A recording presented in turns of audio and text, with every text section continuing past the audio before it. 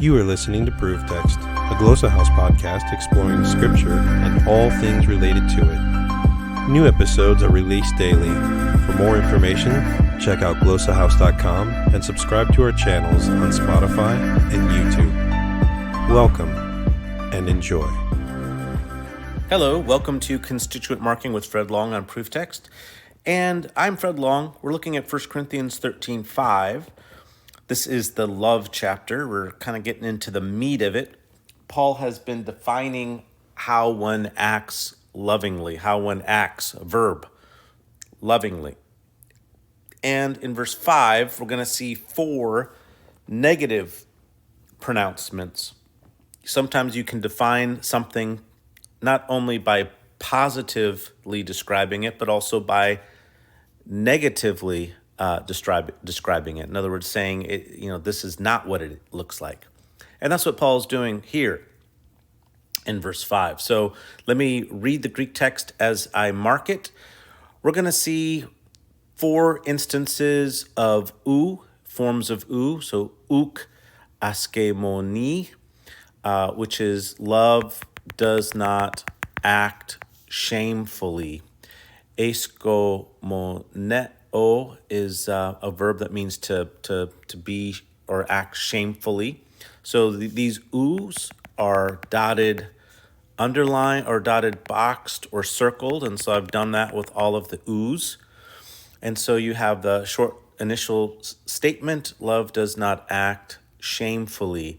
And then Paul says, ou zati ta eavtes. So the ou dotted underline, zeti, zeta, eta, tav, epsilon, iota. I cut off the epsilon iota ending, single underline, zeti. I double underline ta eavtes. So the zeti is from zeteo, which is an epsilon contract. Third singular, present active indicative. Seeks. Seeks is what it means.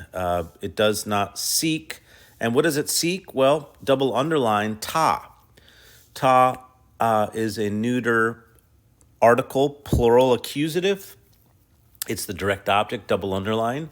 And it's being modified by a reflexive pronoun, eavtes, which is feminine. And it's feminine because it's going back to agape, which is feminine. So agape is the referent to eavtes. So this is a little idiom where you can take an article, add a generative noun to it, and you basically, it's like the things of whatever. The things, and here it's the things of itself, namely love.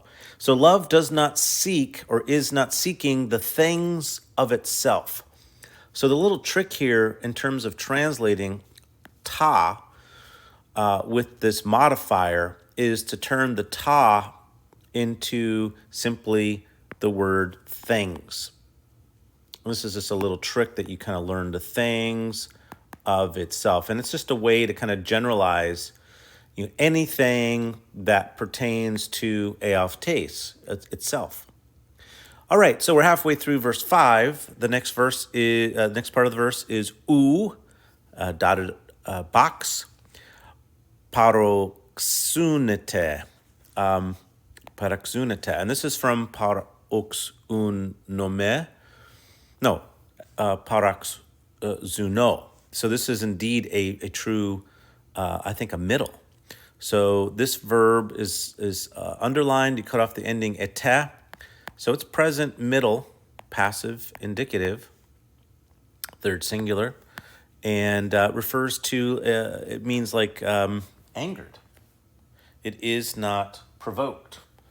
It is not provoked. So probably more passive, I guess, but it's on this continuum. Subject is affected in the angering, and being angered, the subject, is responding.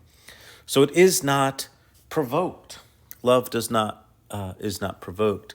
And then ou logidzete to kakon. To kakon, double underline, that's the direct object, the evil. And logidzete is the verb.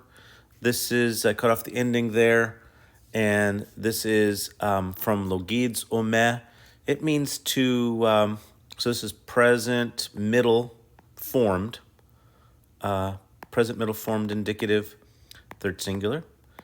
This refers to like calculating or reckoning or pondering, maybe planning a little bit. So love does not plan the evil or consider or contemplate the evil.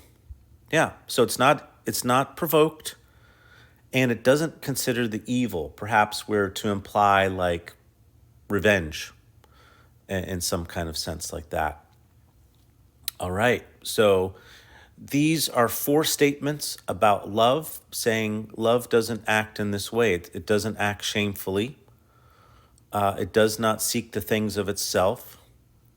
It does not is not provoked and doesn't consider, reckon, plan the evil, the bad. Really, ta kokon is the bad. So yeah, a lot to think about here. What love is. I particularly would be curious the range of meaning with act shamefully. Does that mean possibly like doing shameful things, like sexually or sinfully shameful, like publicly shameful? Might it connotate like being cowardly? Maybe not standing up properly for oneself.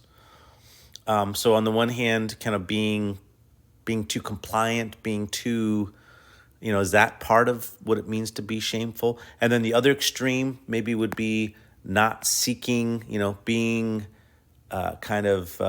seeking selfishly things. So you get 2 extremes there. So on the one extreme, you might have, not standing appropriately up for oneself and maintaining boundaries. On the other hand, maybe not, then not also being self-centered.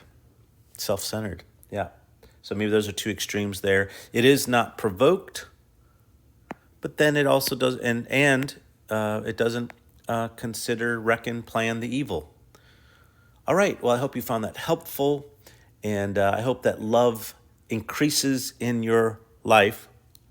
And perhaps by now, I think you will have seen that on the Proof Text podcast that I and my friend Pat Holly have been recording and now releasing a podcast on holy love.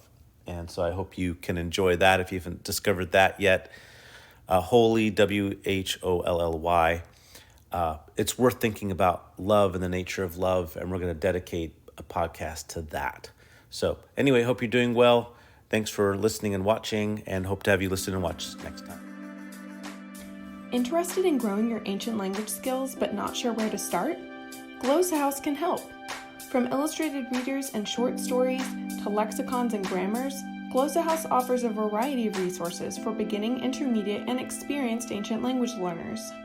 Head to glossahouse.com today. Glossa House, language resources for the global community.